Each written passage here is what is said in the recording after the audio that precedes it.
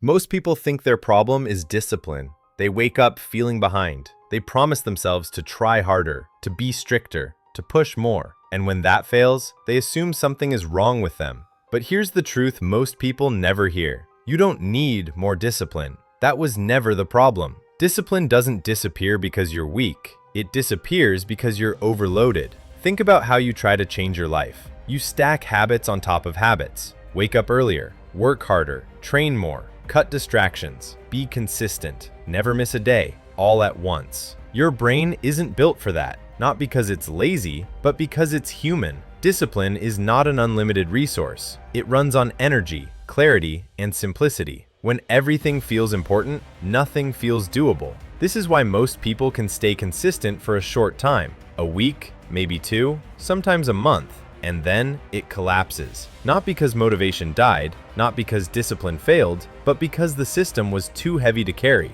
Here's what disciplined people understand that others don't. They don't rely on willpower. They remove decisions. They don't wake up asking what to do. They already decided yesterday. They don't try to control themselves in chaotic environments. They control the environment first. Discipline isn't about forcing yourself to act. It's about making the right action the default. Most people try to change behavior without changing structure. That's why nothing sticks. If every day requires you to be strong, you will eventually lose. Strength is temporary. Systems are quiet and stable. Real discipline starts when things feel almost boring. You do the task even when it feels meaningless. You stop chasing the perfect routine. You stop trying to feel ready. You just show up to a small, clear action again and again. Not because you're motivated, but because there's nothing to negotiate. This is the part nobody likes.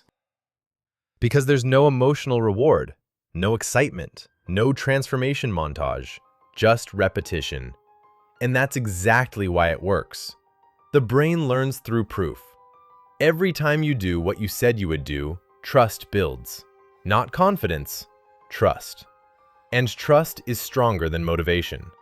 When you trust yourself, discipline becomes natural. You don't force it, you expect it. So if you feel stuck right now, don't ask how to become more disciplined. Ask a better question.